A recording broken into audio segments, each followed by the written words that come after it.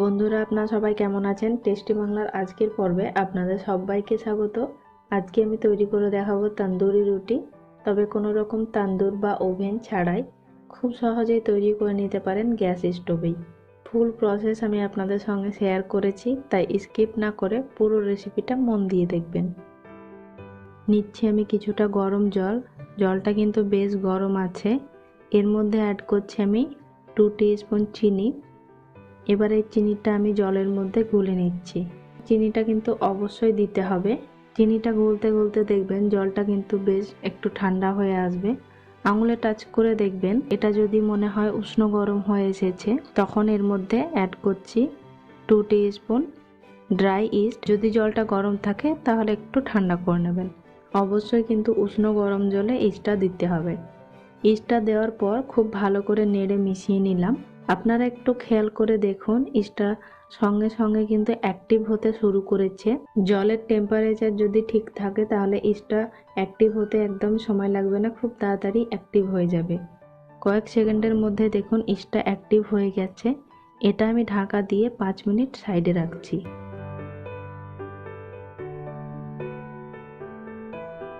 এখানে আমি নিয়েছি 2 কাপ ময়দা। অবশ্যই কিন্তু ময়দা নিতে হবে, গমের আটা নিলে হবে না। এর মধ্যে অ্যাড করছি আমি হাফ টিস্পুনের থেকে একটু বেশি লবণ। লবণটা নিজের স্বাদ মতো অ্যাড করে নেবেন। লবণটা জাস্ট একটু নেড়ে মিশিয়ে নিলাম এবং এর মধ্যে অ্যাড করে দিচ্ছি আমি অ্যাক্টিভ করা ইস্টটা, সেই সঙ্গে আরও অ্যাড করে দিচ্ছি বেশ কিছুটা উষ্ণ গরম জল। এবার এই ময়দাটা খুব ভালোভাবে মেখে নেব। ময়দাটা কিন্তু বেশ একটা স্টিকি হবে, দেখতে পাচ্ছেন যে হাতের মধ্যে লেগে যাচ্ছে। ময়দাটা মেখে নিতে কিন্তু খুব অসুবিধা হচ্ছে। ঠিক এই ধরনের একটা এটা ডো হবে, একদম হাত থেকে ছাড়তে চাইবে না, খুব স্টিকি একটা ডো হবে। অল্প অল্প করে ময়দা ডাস্ট করে এটাকে আমি মথে নিচ্ছি। প্রয়োজনে অল্প অল্প করে ময়দা ডাস্ট করে কিন্তু এটাকে মথে নিতে হবে মিনিট 5। এটা আমার 5 মিনিট মথা হয়ে গেছে। এবার আমি অ্যাড করছি 1 টেবিল স্পুন ভেজিটেবল অয়েল, আর এটাকে এবার আমি আরও 1 মিনিট মতো মথে নিচ্ছি। মথানোটা আমার কমপ্লিট হয়ে গেছে, এর থেকে আর বেশি মথা যাবে না। এবার আমি ওপর থেকে একটু অয়েল দিয়ে নিলাম, আর এটাকে আমি এবার রেস্টে রেখে দিচ্ছি 30 মিনিটের জন্য। হাতে যদি বেশি সময় থাকে সেক্ষেত্রে 45 মিনিট বা 1 ঘন্টা আপনারা রেস্টে রাখতে পারেন। ফিরলাম আমি 30 মিনিট পর। দেখুন এই ডোটা কিন্তু 3 গুণ ফুলে উঠেছে, এর মধ্যে কিন্তু এয়ার ক্রিয়েট হয়েছে। এবার এটা জাস্ট 1 মিনিট মতো একটু মথে নিচ্ছি। এই ডোটা কিন্তু ঠিক এরকম একটা সফট ডো হতে হবে, কোনোভাবে যেন হার্ড ডো না হয়, নইলে কিন্তু পারফেক্ট তন্দুরি রুটি হবে না। একটু অয়েল দিয়ে আমি এটাকে একটু লম্বা করে নিচ্ছি এবং এটা আমি ডিভাইড করে নিচ্ছি সমান ভাগে। আপনারা নিজেদের পছন্দ মতো ছোট বড় করে লেচি কেটে নেবেন।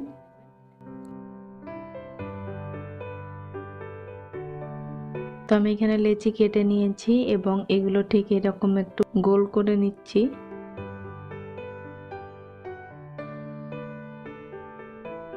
আমি সবগুলো আগে ঠিক এইভাবে গোল করে নিলাম।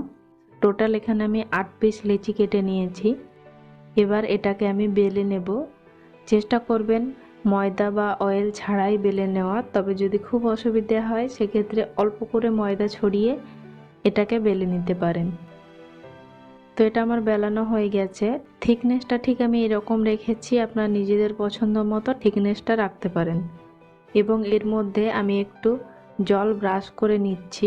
অবশ্যই কিন্তু জল ব্রাশ করে নিতে হবে। যে দিকটায় জল ব্রাশ করেছি সেই দিকটা যেন নিচের দিকে থাকে, তাওয়াই বসিয়ে দিতে হবে জলের সাইডটা। আমি আপনাদের আরও একটা তৈরি করে দেখাচ্ছি।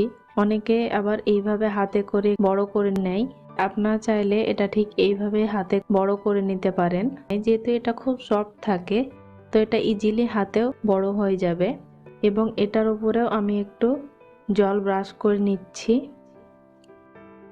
আপনারা দেখুন আমি যে তাওয়াটা বসিয়েছি গরম করতে, অবশ্যই আগে গরম করে নেবেন, তো এরকম একটা পূর্ণ ধরনের তাওয়া হলে খুব ভালো হয়। কোনোভাবে কিন্তু ননস্টিক নেবেন না, এমন কোনো জিনিস ইউজ করবেন না যেটা খুব স্লিপারি, যাতে এই রুটিটা আটকে যায়। তা একটু জল ব্রাশ করে নিয়েছি এবং যে দিকটায় জল দিয়েছি সেই দিকটা তাওয়াতে বসিয়ে দিলাম। দেখতেই পাচ্ছেন কিছুক্ষণের মধ্যে ফুলে উঠতে শুরু করেছে। ঠিক এই অবস্থায় তাওয়াটাকে উল্টে নিচ্ছি।